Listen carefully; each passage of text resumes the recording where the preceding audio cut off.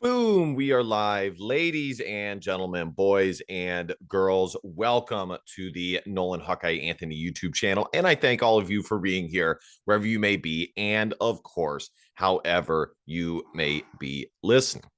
Well, I thought today was a good day to answer this question outright and put to rest any speculation surrounding this topic and just to get right into it. And that topic or question is Brian Ferentz and whether he will be returning to the Iowa Hawkeyes as the offensive coordinator. Excuse me. Now, there are a few things that I need to say before fully answering this. Some, I guess, predicators before giving my final response. Kind of a in fairness to type thing.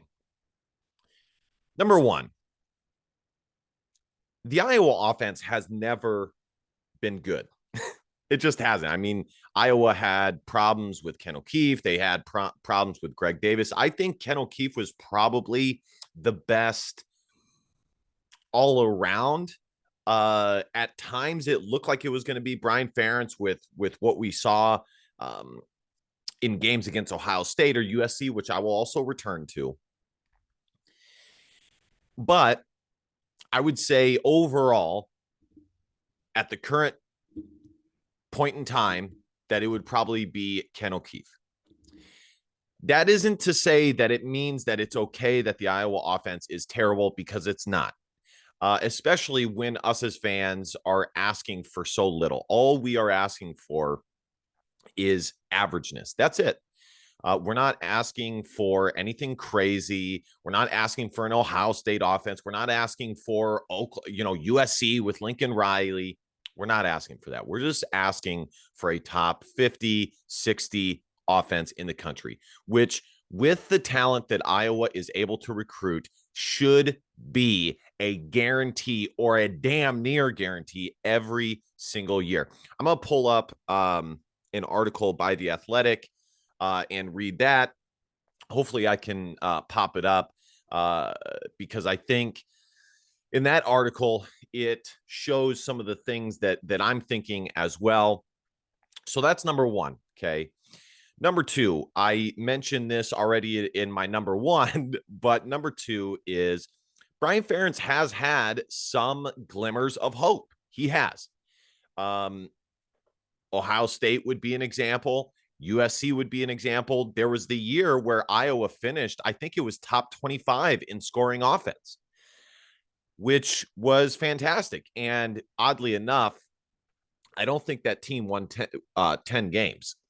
I can't remember. I think maybe they won 9, though. It was still a dang good team. I think that was Nate Stanley's last year as Iowa's starting quarterback. So that's number two. I think you have to point out some of the successes that Iowa's had. And, if you look at some of the bowl games, Mississippi State, I already said USC. Now, again, those are only a handful of games in otherwise long and tenure, but still, I think you have to point that out or else you're not being totally fair. Okay.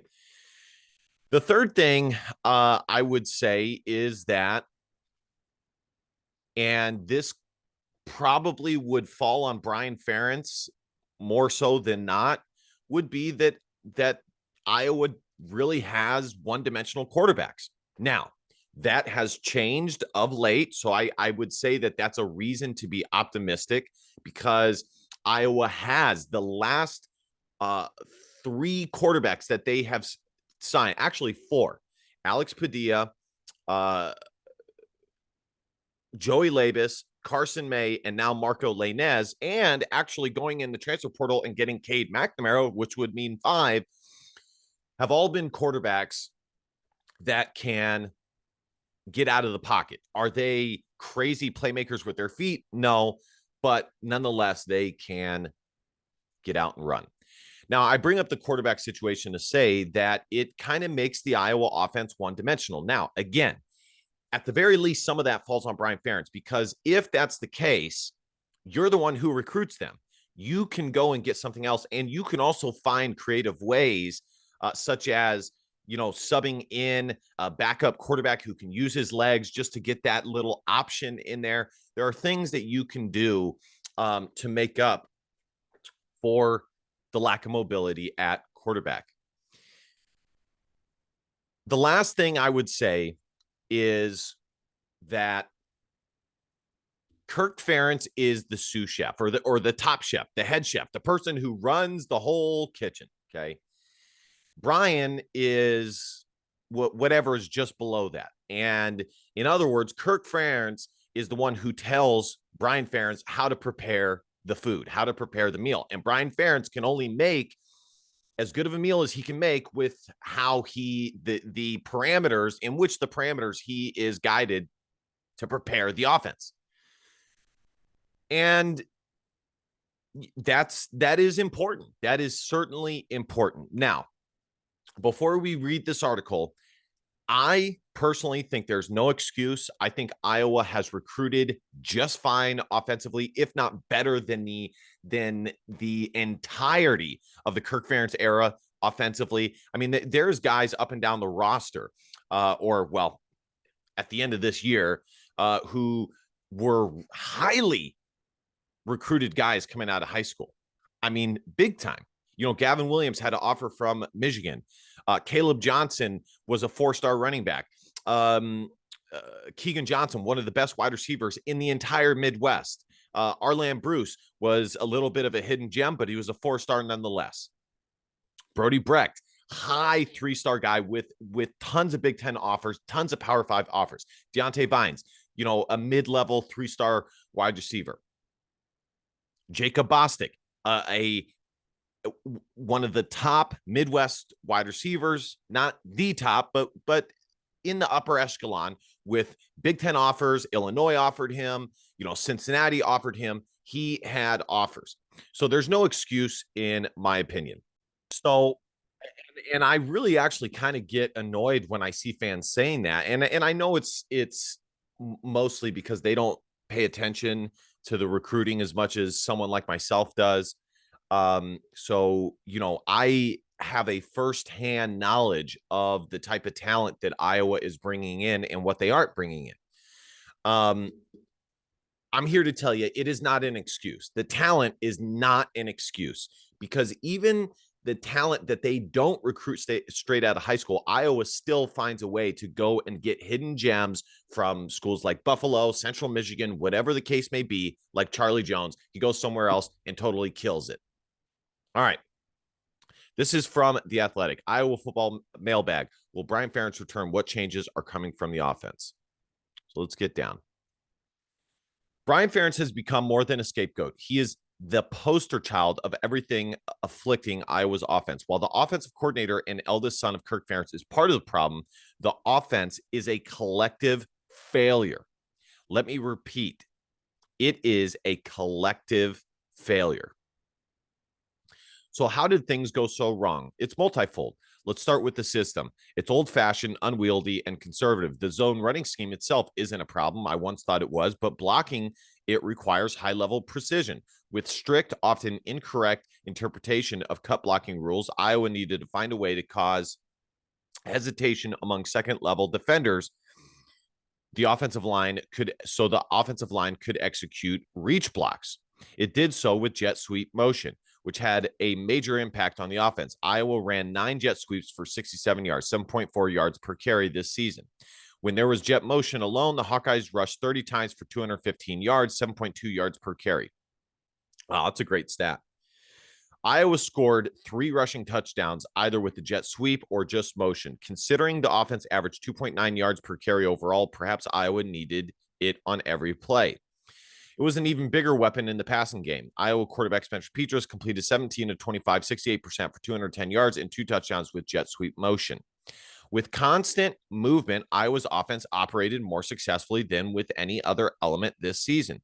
But it needed other variations to maintain its effectiveness, such as a true zone read feature or wildcat, which Iowa vacated midway in the 2021 season.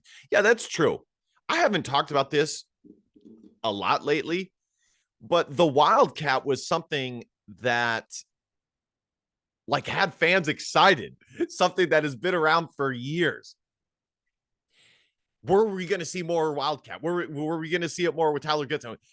Were we going to see some more what is it called? Zone read, but definitely Wildcat.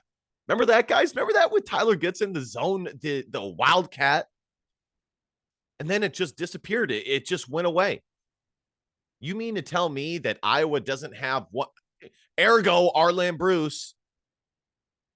Hell, you could put Deontay Vines back there.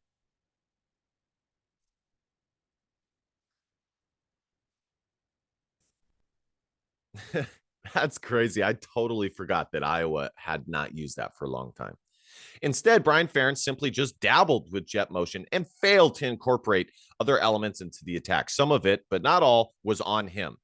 Iowa didn't have a quarterback capable of running the football except on sneaks and occasional scrambles.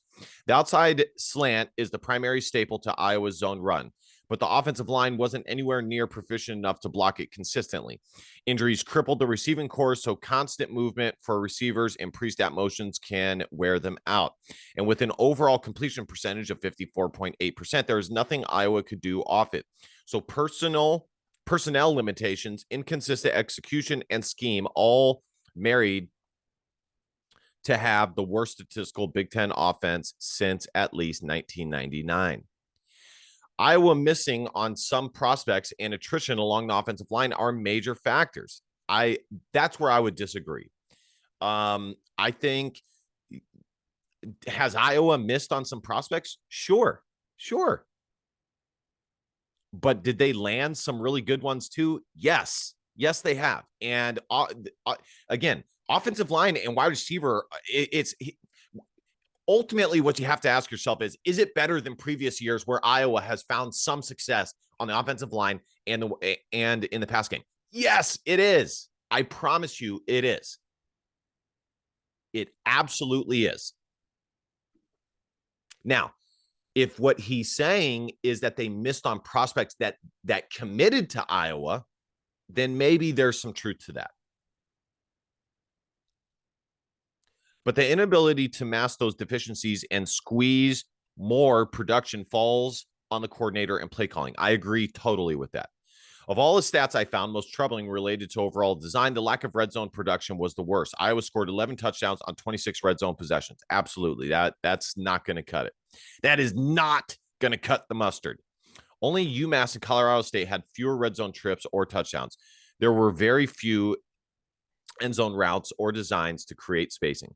Yeah, and I said before the season, guys, that Sam Laporta had an excellent year. He will probably be drafted in the first 5, probably 4 rounds of the NFL draft. He's one of the best tight ends in the country. But I said before the year that one area that he needed to improve upon, but it wasn't necessarily all his fault, would be red zone and being a threat in the red zone. It turns out he was the only threat Iowa really had all year. Maybe not in the red zone, but all year. I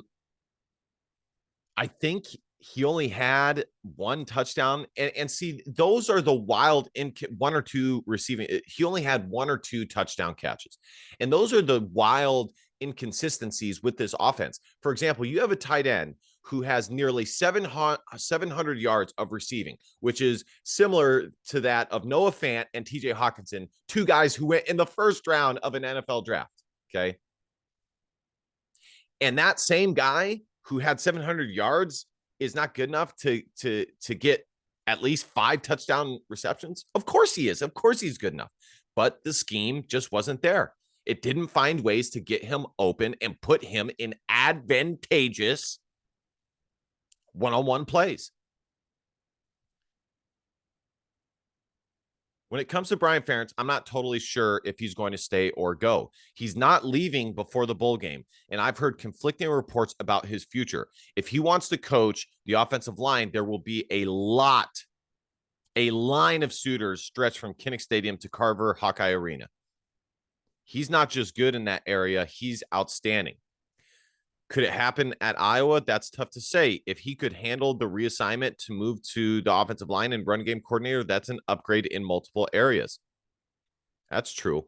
But I don't see that happening, which I'll answer once we're done with this article. There was a ton of smoke about Josh Gaddis running the offense. What? Yeah, right. That would never happen, but that's not going to happen. The most likely scenario is for current analyst John Budmeyer to shift to quarterbacks coach and take on offensive coordinator responsibilities. Yeah, that is a possibility. I agree with that. That's definitely a possibility. Absolutely. Budenmeyer was the former offense coordinator at Colorado State and quarterbacks coach at Wisconsin. He tried to recruit newcomer Cade McNamara to the Badgers before the incoming Iowa quarterback chose Michigan, so they have familiarity. Is that the best path? We'll see. Kirk Ferentz believes it's complementary football where all three phases work in tandem. Of course, there's nothing to complement the offense about the past few years. So quarterbacks say it takes about a year and a half to learn offense. What is the advantage of putting that much on the quarterback? There are occasional flashes when they redone. Do you foresee changes? Anyways, just more of the same questions. This guy asked, do you foresee major changes to Iowa's offense scheme? Let's try and here it is. Let's see his answer here. I'd expect changes in the scheme and design. There are some complicated elements to Iowa's passing offense, which of course run counter to the stats. But the scheme shouldn't be too difficult for McNamara to absorb what Iowa wants to do, no matter how much the coaches adapt. Michigan runs a ground acquisition style of offense too, and he was in that system for 4 years. Don't expect a 5-wide approach on every down. Iowa tried a couple of times against Nebraska, and the Cornhuskers edge players practically laughed as they had no run responsibility and crashed on the quarterback. The framework will come from establishing a running attack, throwing to the tight end, and stretching the defense on the perimeter. The concepts, play design, and execution within that structure will determine its success. I agree. You have to play to the talent of your players. And what Iowa has, they absolutely have guys that can stretch the field. They have guys, or they had guys that were more shifty, who could do things more in open space, short passing scenarios. And then they go and get those big 6'4", 6'5" guys that they can go and throw the ball up to, who are big targets. But mainly they have the tight end, and they got to be able to run the football. They have to be able to, the passing game has to be more of a possession receiving concept, as opposed to, using the passing game as a means towards massive plays and tons of points. It has to be used as a possession tool to have Iowa hold on to the football, extend drives, and things like that. The explosive element comes from the run game. You have to have that. Now, all right, let me give you guys my answer here. Okay. Number one, I think, look at me just giving you guys all these lists. Number one, I think Iowa, I said this in my first little thing here. I think Iowa has the talent to do what they need to do. I really do. Those who think that they don't are sadly mistaken. And it kind of sounded like that's what he was saying, that Iowa missed on some guys, but they also, you know what? I need to pull this up just so people know I'm not lying. Guys, look at the last couple of years of the recruiting ranking. Okay. This year, this 2023 class has an overall ranking of 24th in the country. This may end up being Iowa's best recruiting class in Kirk Ferentz's tenure. Okay. With Caden Proctor headlining, they have 4-star Trevor Locke, offensive line. Leighton Jones is high 3-star, 4-star. Alex Mata, by some places, is by On3 is considered a 4-star wide receiver. Then they have a massively hidden gem in Dayton Howard, who almost all recruiting services have him as a high 3-star wide receiver out of Missouri. He's 6'5", guys, 195 pounds. And then they were able to get Jarriett Bowie out of one of the best high schools in the country out of Jesuit. And he's 6'3", 182. Okay. Let's go to previous years here. Let's go to 2022, which Iowa took a smaller class. They took a smaller class. That's the only reason why it wasn't even higher than it should. The composite rank is I believe the composite rank is the ranking with just the high school players. With just the high school players, because Iowa didn't take a ton of transfer portal guys, they had the 30th best class in the country. Overall, it was 39th, and they actually lost a key commitment out of Orlando Trader, now out of Michigan, who ended up going to a like Jackson State. He didn't go to Jackson State, but he went to a historically black college, HBCU. Jacob Bostic, high 3-star. Look at that, folks. He had a grade of an 8.759. Josiah Patterson, high 3-star out of Deerfield Beach, one of the best schools in the country. Addison Ostrenga, very highly rated tight end. Carson May, high 3-star quarterback. Caleb Johnson, 4-star running back. Okay. The talent is there, folks. It absolutely, positively is there. Let's go to 2021. That's the furthest I'm going to go back. They had a composite ranking, which is the high school ranking, of 24th in the country, which is exactly the same as 2023 is rated. This was the best recruiting class Iowa had in years. 4-star offensive lineman, 4-star offensive lineman. Now, who knows what's going on with David Koff? I don't know. But still, Arland Bruce, 4-star wide receiver. Bo Stevens, 4-star offensive lineman. Keegan Johnson, 4-star wide receiver. Literally, most of the top recruits Iowa got in this class were offensive guys. Jennings Dunker, high 3-star. Joey Labus, 4-star quarterback by 247 Sports. Brody Brecht, high 3-star wide receiver.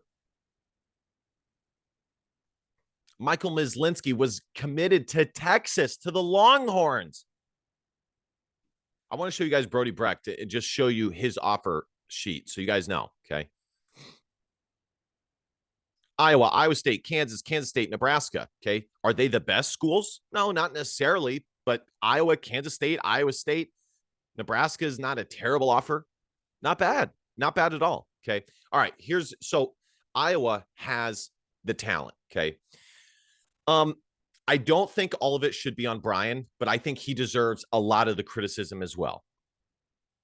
I think what he deserves the criticism for is not being able to adapt, not being able to evolve an offense to fit the talent of the current team that they have, to not maximize the talent and what type of talent they have in a given year.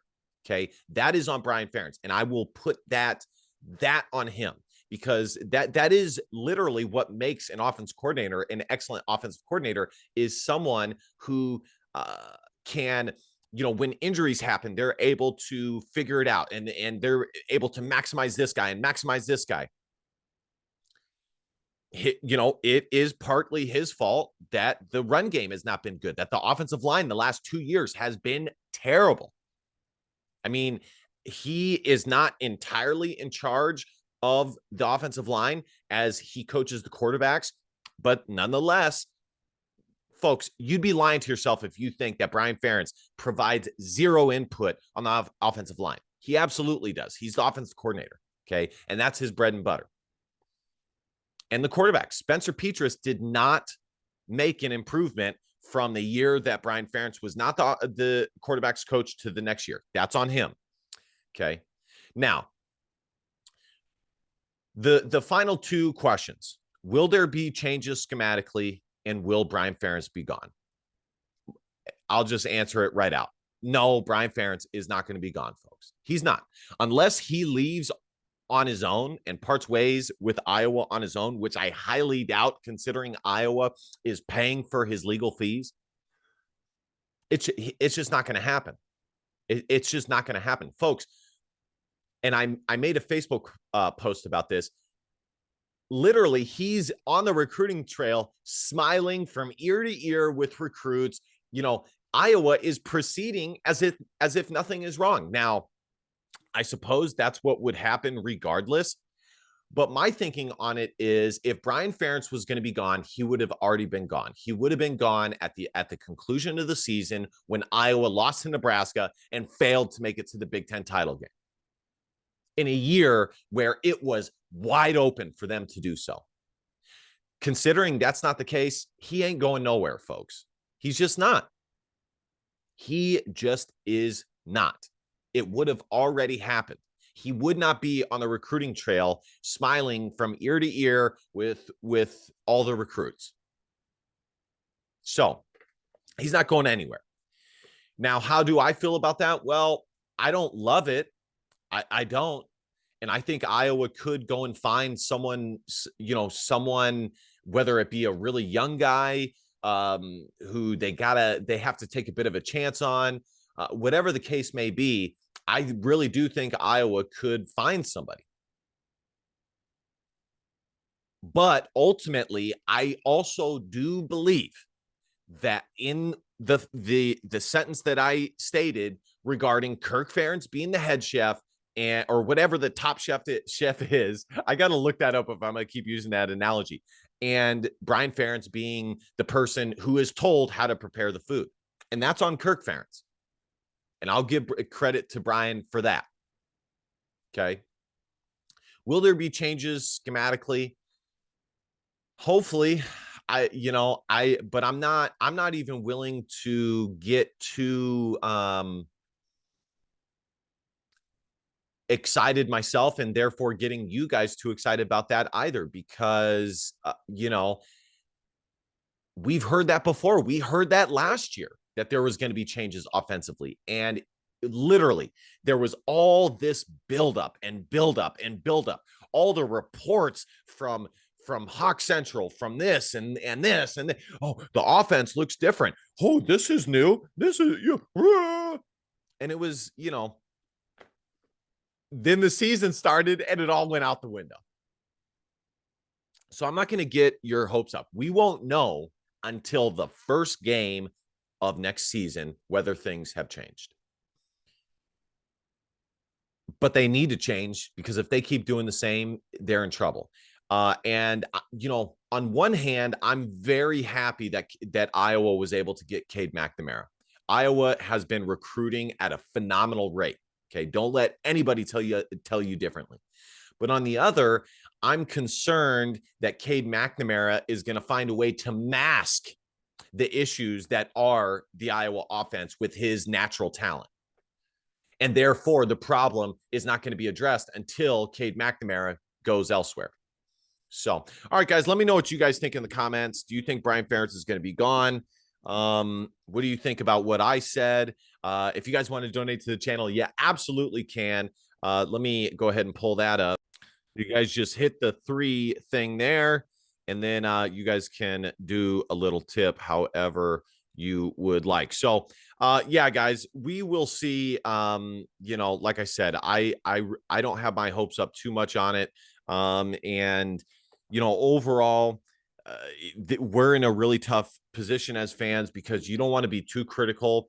You still want to love and support your team. But something's got to be done, folks. All right, guys.